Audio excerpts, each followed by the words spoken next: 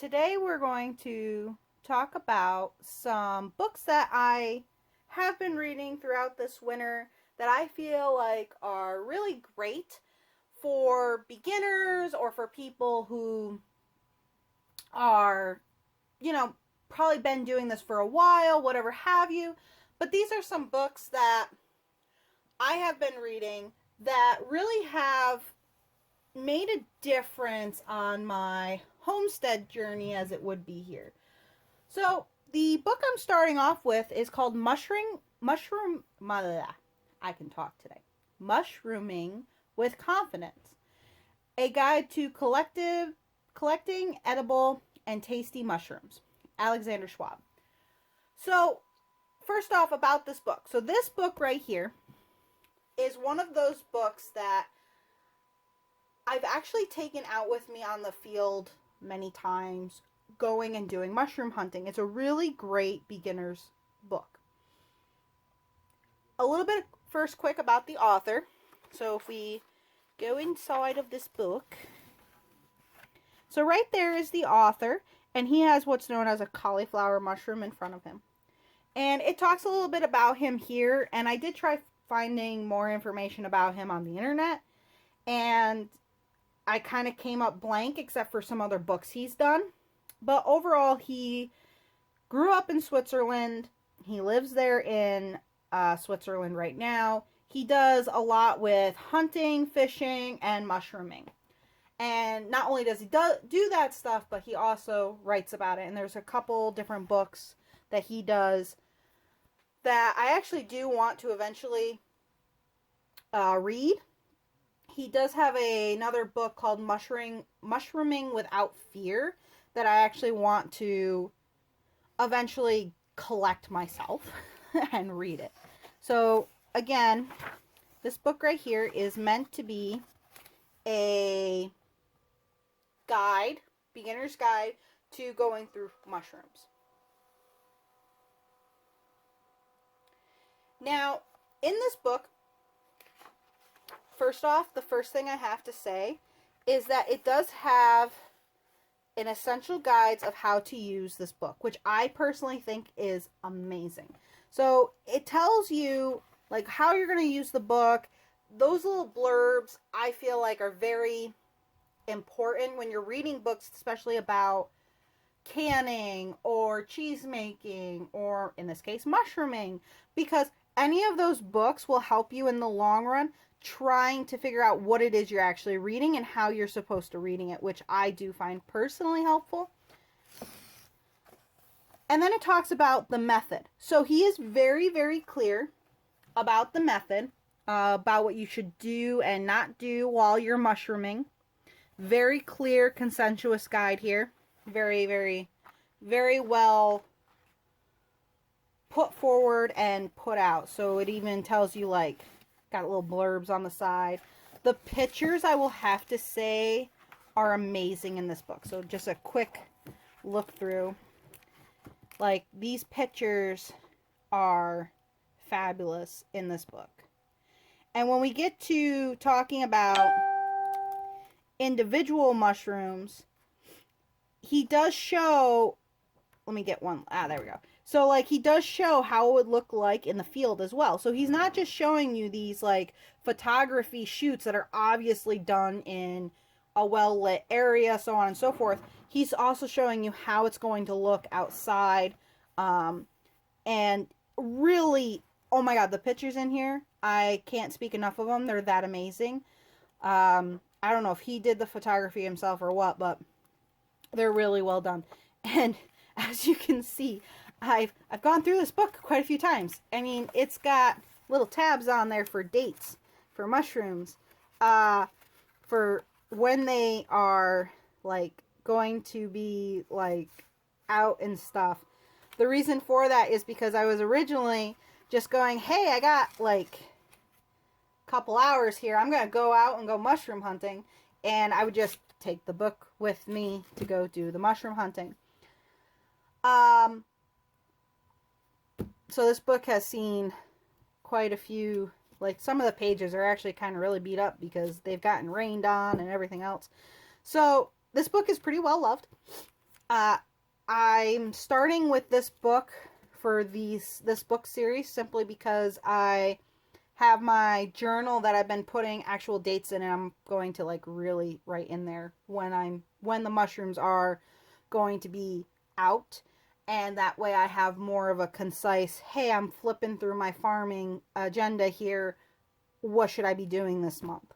So that's why I am starting with this book first, just because, you know, that's what I'm going to be putting in my agenda first for this coming spring.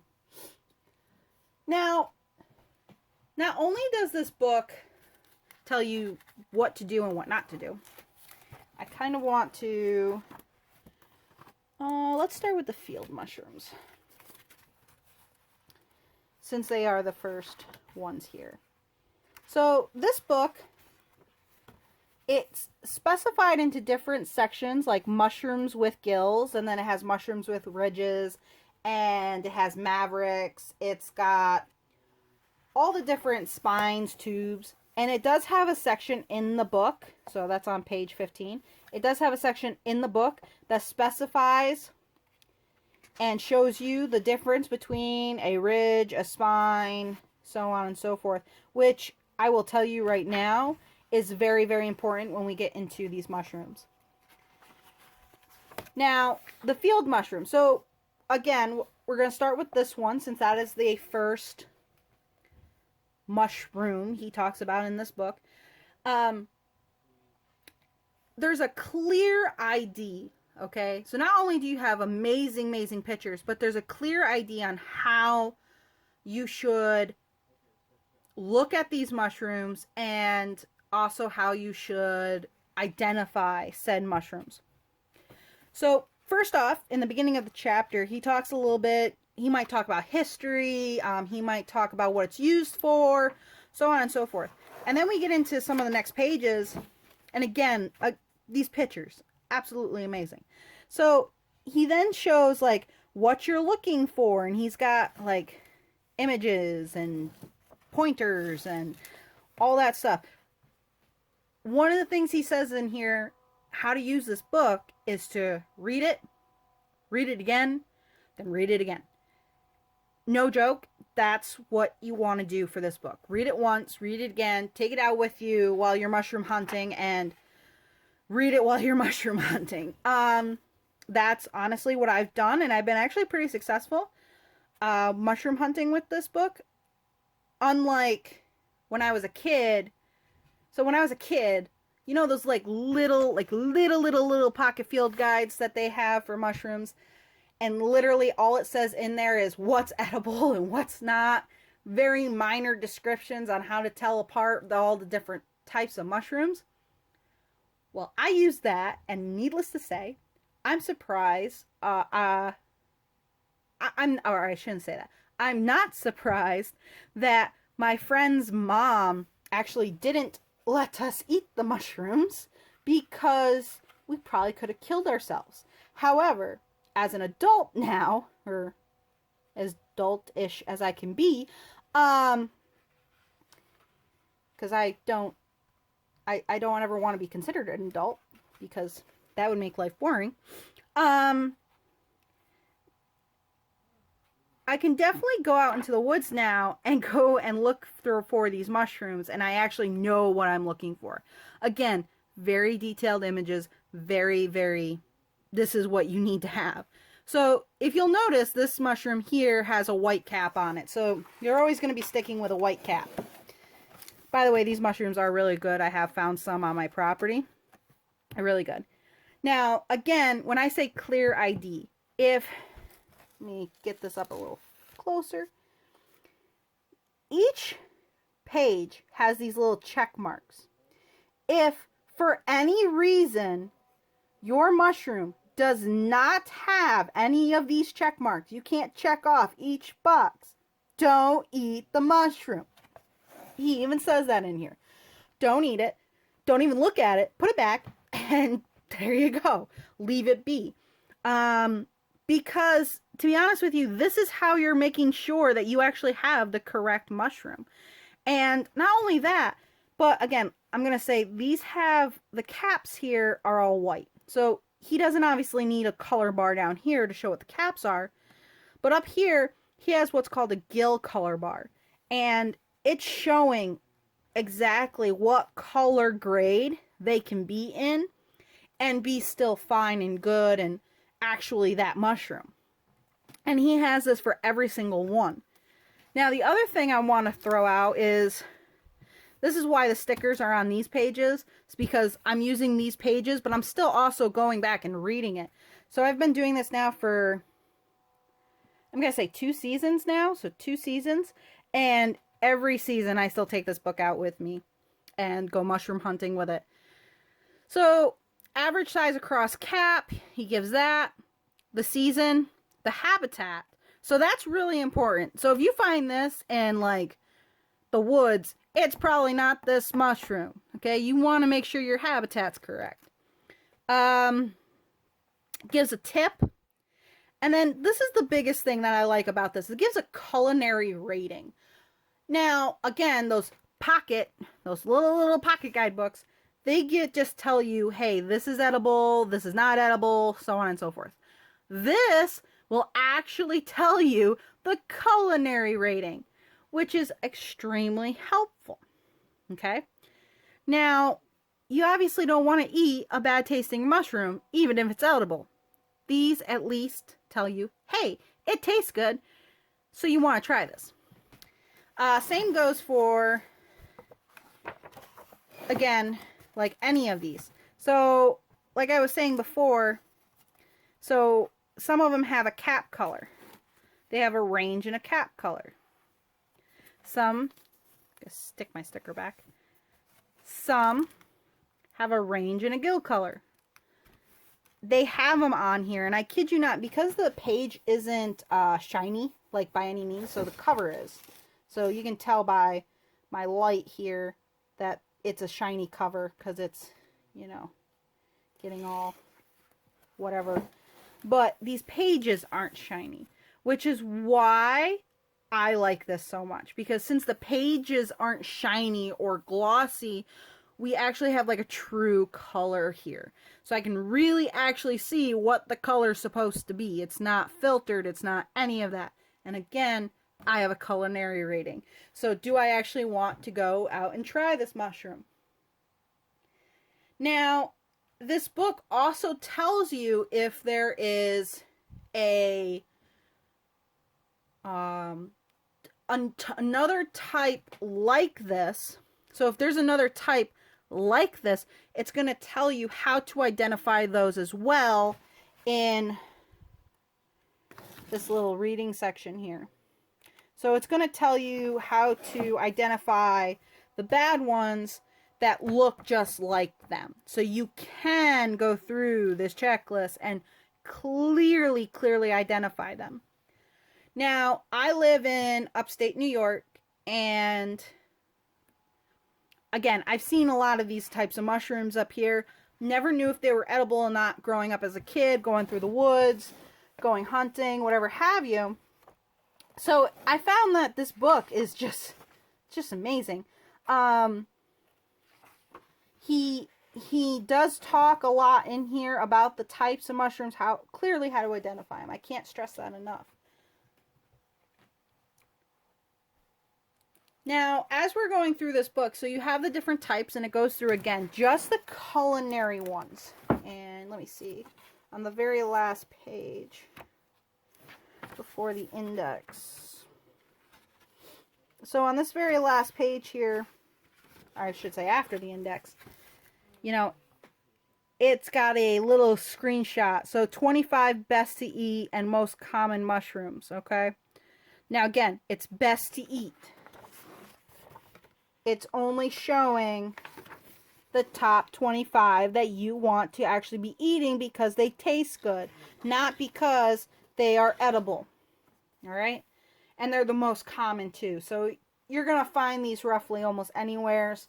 Obviously, you want to double check to wherever you live and double check that they actually exist in your area.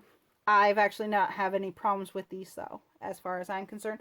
The only one I've had problems with, But I think that's just because of my demographics and the woods that I have is the amethyst deceiver.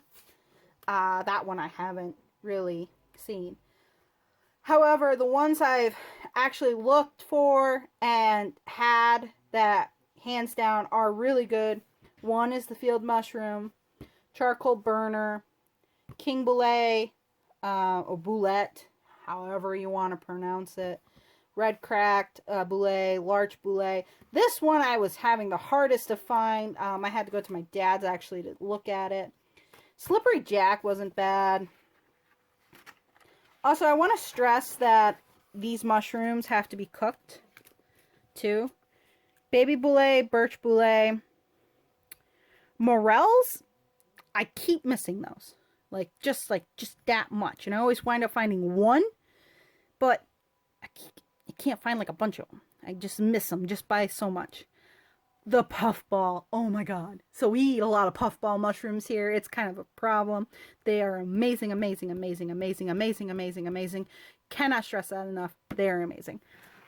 They only grow at my dad's though, so I literally have to go and steal them from his house. He doesn't like me always for that, or I should say my stepmom doesn't like me always for that.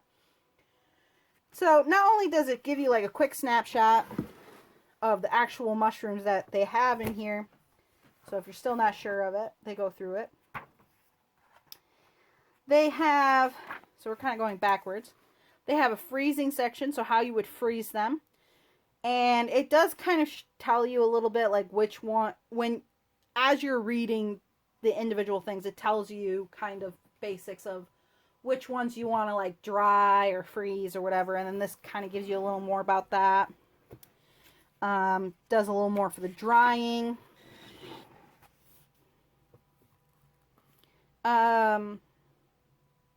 This again calls germs in special cases, like how you kill other things that are on the mushroom that are not necessarily the mushroom's problem, but just the environment in which they grow in. Preparations of dried mushrooms, so how you actually want to go about doing that. Cleaning. So cleaning the mushrooms is very important. I don't know if you saw that knife in the beginning with the little brush on it, but that is something that you do want. I've also, I've simply gone out, cleaned them a little bit with whatever I had, including my knife, and then brought them home and then really actually cleaned them, and that seemed to work just fine. So handling, storage, and cooking, it's got a section on that. And again, doesn't that look like brains? Whenever I look at that one, it's like it's brains or coral reef. Like that's what it looks like to me. But again, as you can see, a very, very clear like habitat, mainly near pine or pine stumps. Okay, so you want to go to a habitat that likes that. It's so clear, so concise. So the pictures again are phenomenal. Puffballs, amazing, amazing, amazing, amazing. I never eat the puffballs when they're this small. Personally, I don't eat them that small. I eat them when they're like this. Ooh, I just shook the camera. Giving everyone a headache.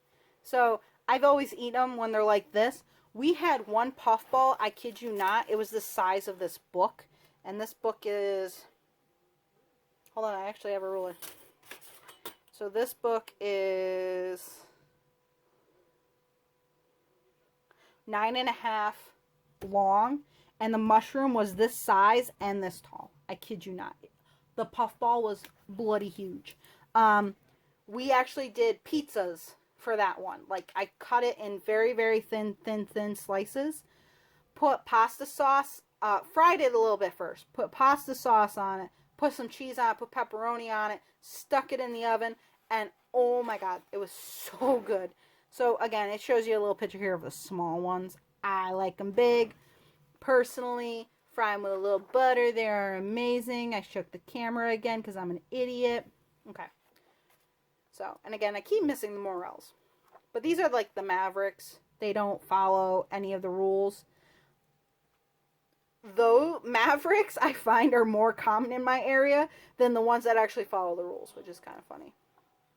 But, again, it's just, this book is just so phenomenal. It's not a big book by any means. However, the book is well put together. And to be frank, you're not going to go out into the woods and go, hey, I'm going to eat this mushroom here, and just because it's edible. You want to actually have a mushroom that is good to eat, and you actually want to eat it. So, overall, my opinion of this book. Great book for beginners. The clear checklist ideas make it so that you can't make a mistake. It's really hard to make a mistake with this book if you follow all the rules. Follow all the rules. I can't stress that enough. Being a teacher, I know people like to skimp over reading the directions. Don't do that. Read the directions, follow his method. You won't screw up that way. Not only that, but the fact that there's color codes in here. Again, color codes make it foolproof for me personally, because I can follow the codes. If it doesn't look like that on here, I don't pick the mushroom. He even says in here, don't pick indiscriminately. Like, first ID it, make sure it's okay, then pick the mushroom. Let's see, it gives you the best confidence for a newbie. So again, as a kid, I went with that little pocket one, and it was just mainly meant to be fun. But as an adult, where I actually want to eat these things and not only be out in the woods and have fun being out in the woods, but I also want to spend my time the best way I can, this does make a difference. It's really great for that. Again, I can't stress the fact enough that you're not reading a pocketbook that just simply tells you it's edible. There's actually culinary value in here, and they're actually what you want to eat. There's nothing bad I can actually say about this book, because having had used the book, okay, again, having had used the book, I can't really find anything wrong with it. So, based upon, I guess, my qualifications of what I would say is a good book, and the fact that I can't find anything wrong with it, and I did make a list, okay? Like, I made a list. Okay? I did try to find bad points about this book. And I guess if I had to make one bad point, it was the fact that I couldn't find out a lot about the bloody author. But other than that, like, that aside, I'm going to give this book an overall 10 out of 10. I mean, I couldn't find anything bad about it. So, again, this is Mushrooming with Confidence. Don't know why I can't say mushrooming without thinking about it. A Guide to Collecting Edible and Tasting Mushrooms by Alex Schwab. I highly, highly recommend this book if you plan on going out mushroom hunting and want to do it knowing what you want to get. Again, I mean, look at these pictures. These pictures are, hold on, as long as it doesn't stick. I mean, these pictures are fabulous. They actually show mushrooms. So, like, it's just great. I really do enjoy this book. It was fun just looking at the pictures again, to be honest with you. I might have a problem. Okay, but any of that. So, again, Mushrooming with Confidence. And can't say anything about it. So, see you in the next video. And have a wonderful day. Bye.